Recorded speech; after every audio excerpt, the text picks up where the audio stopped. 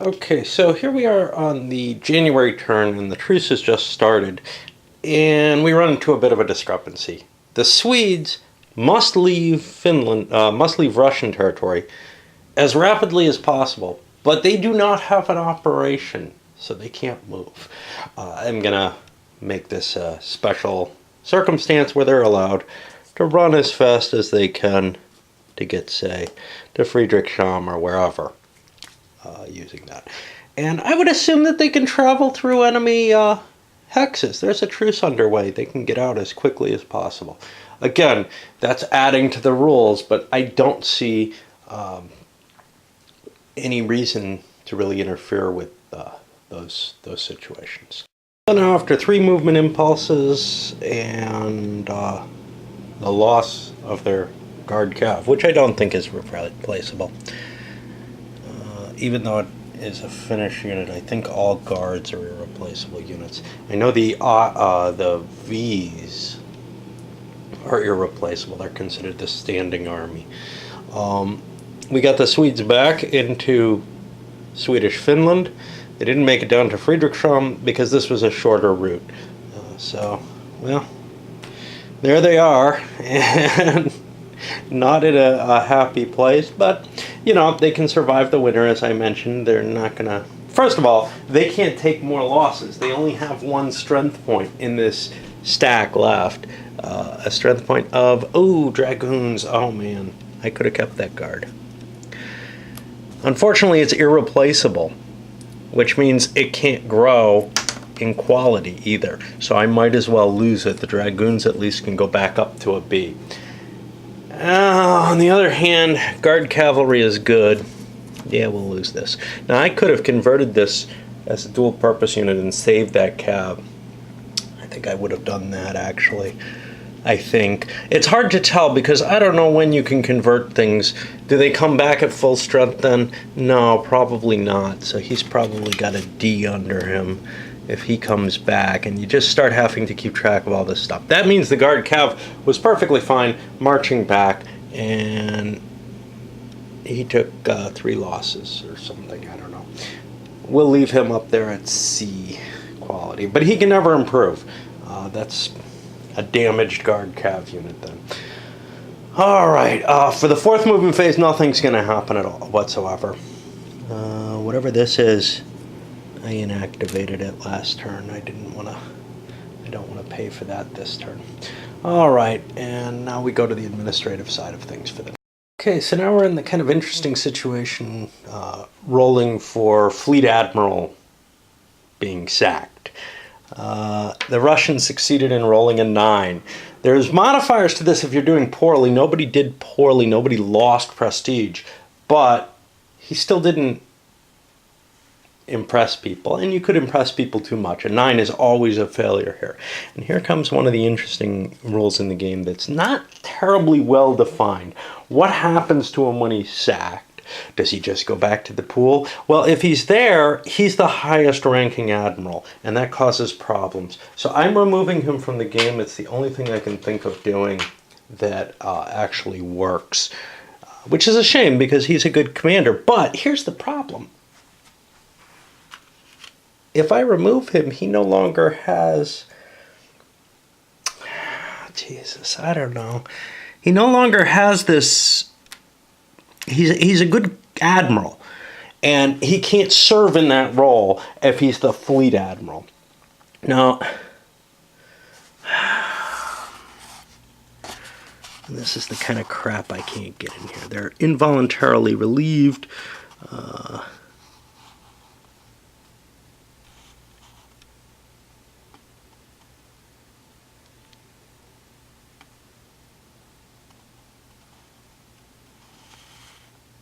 I don't know.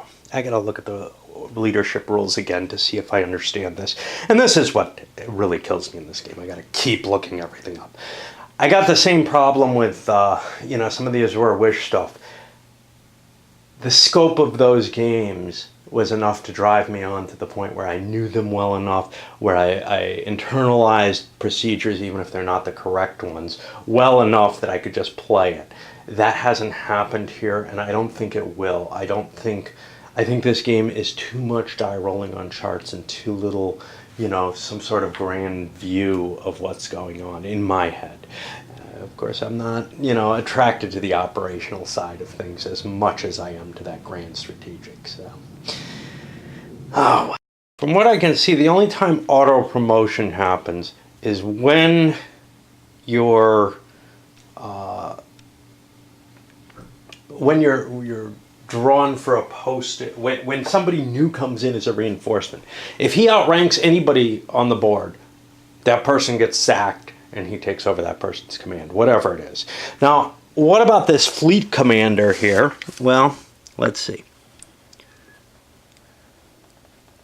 They must be the most senior rank, and the command admiral the second most senior. Should an admiral of greater seniority appear? Yeah, see, now here's the problem. This is the only guy with this seniority, so he has to be removed from the game or he will immediately be promoted to that position.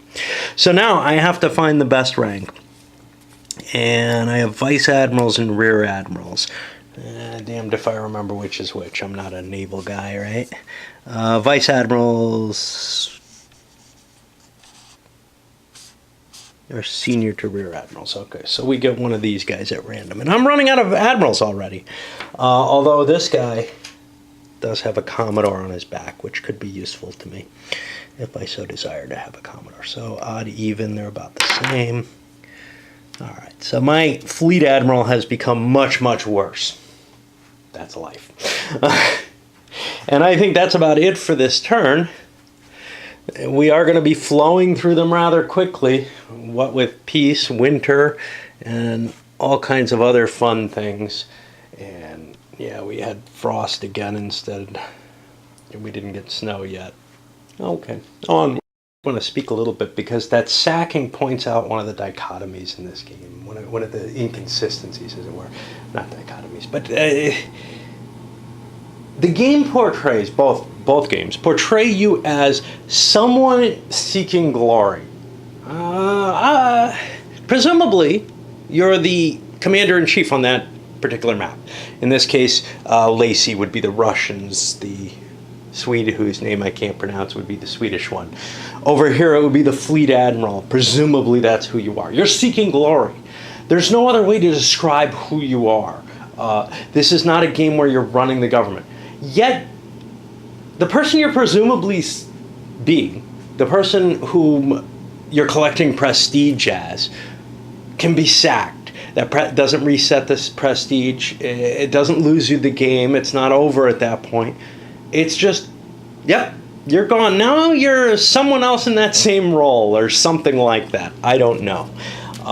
Yes, I didn't roll the wins. I'm really just trying to get through this at this point to somewhere interesting. Again. All right. Anyway, that disturbs me because the victory conditions to it are slated towards this I am this person, yet that person can be removed from the game and you can keep playing and not, you know, I mean, it can be removed for no good reason, but that's historically accurate. That dichotomy disturbs me a little bit. It's not a terrible thing. You can look at it as you are the aggregate of those people as they come into power, and you're collecting up their prestige over that. The prestige doesn't affect the game at all. It's just your victory conditions. So it's not too terrible. It just is one of those things that kind of grates on me. You know what I forgot to do? I forgot to take my reinforcement points. I took the minor ones, the per turn ones, but I haven't boiled down these numbers. That's going to take some time, and it's going to be a pain in the ass, but I guess I have to do that now. Okay, as we move into, well, we finished January, we're moving into the January-February split turn. Not much happening on the naval map, just the ice pack moving its way down, and that's been reflected here. Now, this, if you recall, this starts out here and then works its way up, but through 4 impulses it fills the board, and since nothing's going on, that's fine. But something is going on now. The Swedes had a very easy time shifting their forces, and I haven't pulled all the replacement points into play yet. Well, they could disband their military command here and move it here, making this just a column. So they don't have to do anything too exciting to move into place for spring. The Russians have more trouble. Because they have so many troops, They were only able to ship a small amount of troops out of here. They've got to keep this big army in place.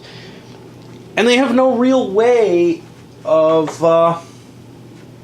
sort of of moving it other than physically during the operations phase. So they're undertaking a defensive campaign so they can start moving. Through the winter, they're going to take attrition. Attrition's not a big deal, though. It should seem kind of more painful than it is. The reality is you pretty much recover what you lose. If you spread your losses out, you take a loss on each unit, well, that all recovers as soon as you can not move for a turn, each unit that's taken damage.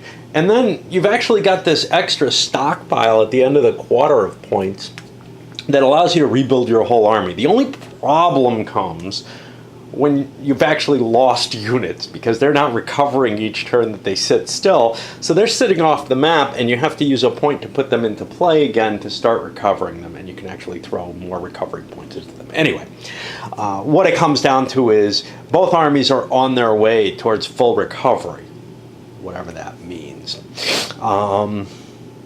I do have to replenish some of the strength points, though. I don't think I've done that for everybody. All right, well, we'll move on. The weather turned out to be heavy snow again. Now, that's not good. That's very not good. I forgot about that effect. I've spent the potential of gaining operation points by setting up the defensive campaign last turn already. What I'm going to do is I'm going to invoke that special rule of waiting for the snow to break, essentially, hoping I get a better roll. This isn't a particularly good turn for it. I'm going to get frost only on a 7 through 9, but if I can get that, that's good. So I'm going to try to invoke that rule. Let me see if I can find it. Be under weather, somewhere around 24. Yeah. Okay. So immediately after seeing the weather result, the players can change it.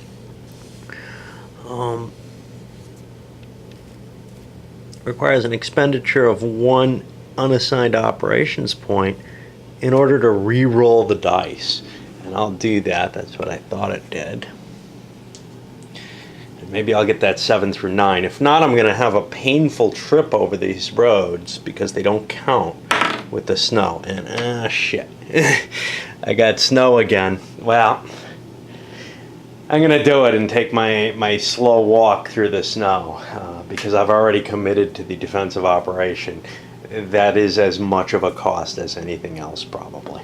You know, when I look at the cost for that, I'm looking at 1 hex at maximal attrition. I'm only going to get to here at most, and my army will be really in bad shape. I'll have taken probably several levels of 30%. I have some advantages. Let's see. It's 2 off for that because I'm right in range of the depot, so I don't have to worry about the forage depletions, which are just kind of stuck there doing nothing to the Russians.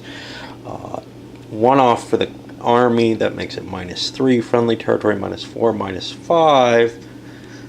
But this says +1 for hot cold weather. The actuality, I think, is +2 on attrition check for cold weather.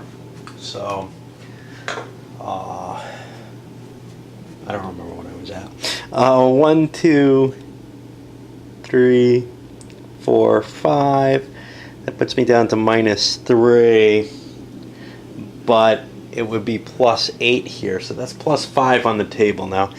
Let's say I roll very low in the 0 to 1 range. I'm still going to hit the 30% losses. I can't take that per hex.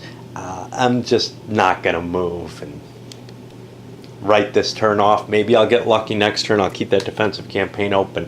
This is kind of a problem because it means I'm not stockpiling the operations I need.